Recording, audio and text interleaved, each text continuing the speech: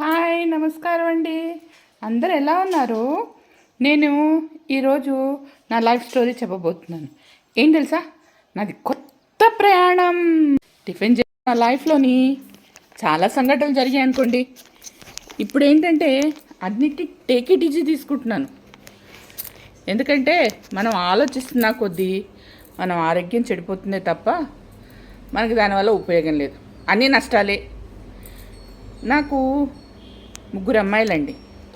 ముగ్గురు అమ్మాయిలు అయితే మధ్యలో అమ్మాయి 2015లో చనిపోయింది.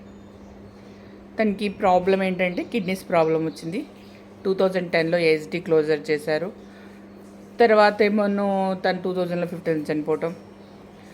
మా పెద్దమ్మాయికి 2008లో మ్యారేజ్, ఇంకొక లాస్ట్ అమ్మాయికి 2014లో మ్యారేజ్. ఇట్లా ఒక్కొక్క సంఘటనలు జరిగినాయి అనుకోండి. ఇవన్నీ లైఫ్లో రొటీనే. ప్రతి ఒక్కళ్ళం మనం పుట్టిన వాళ్ళం బతుకుతావా ఏంటి? ఇంకా అవన్నీ అలవాటైపోయింది నాకు.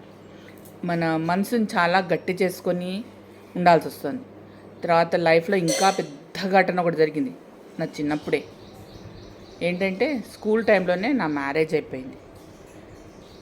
సరే, ఇంకా నాకేంటంటే ఏదో ఒకటి చెయ్యాలి, ఒక తపన అనేది ఉండిపోయింది. అట్లానే ఆలోచిస్తుండేదాన్ని, కానీ అట్లనే లైఫ్ లీడ్ చేశాను. ప్రతి ఒక్కటి ఇప్పుడు అర్ధనారీశ్వరుడు అంటారు, కానీ అర్ధనారీశ్వరుడు ఆయన శివుడు పార్వతి అంటారు, కానీ ఆడవాళ్ళే అర్ధనారీశ్వర రూపం. మనలోని 2 రూపాలు ఉంటాయి. మనం మొగాడు మనమే, ఆడది మనమే. ఆడవాళ్ళు ఇంటిని మెయింటైన్ చేయటం అంటే వాళ్ళకున్న లెక్కలు మగవాళ్ళకు కూడా ఉండవు.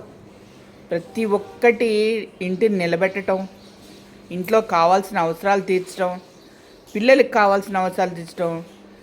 భర్తకి చెప్తే ఏంటంటే అబ్బా ఇప్పుడు ఎందుకులే అంటారు, కానీ అవి ముఖ్యమైనవి ఉంటాయి. ఆ ముఖ్యమైన కంపల్సరీ మనము కంప్లీట్ చేయాలి. అట్లా చేసుకుంటూ తర్వాత నాకు ఎప్పుడు వెల్తీగా అనిపించేది నా లైఫ్లోని. ఏంటంటే నేను ఫస్ట్ చదువుకోవటం బాగా ఇష్టం ఉండేది, ఉద్యోగం చేయటం ఇష్టం ఉండేది, కానీ అప్పుడు పరిస్థితుల్లోని నేనేం చేయలేకపోయాను. కానీ 2000లో నేను ఒకప్పుడు ఒక బిజినెస్ స్టార్ట్ చేశాను.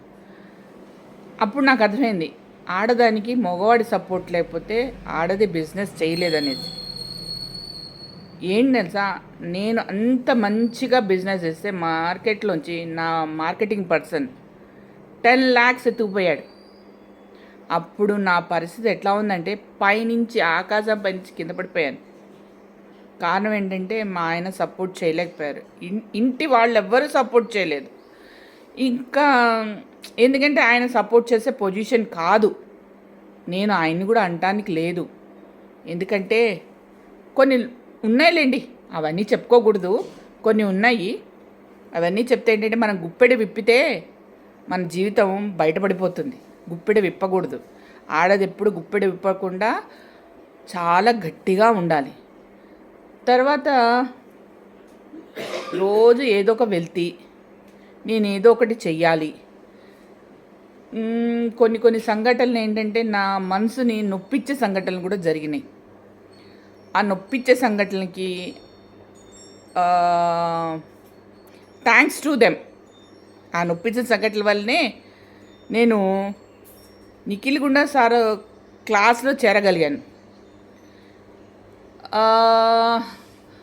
ఒకరోజైతే కనుక ఆ బాధను తట్టుకోలేక చాలా ఏడ్చేసాను అనమాట.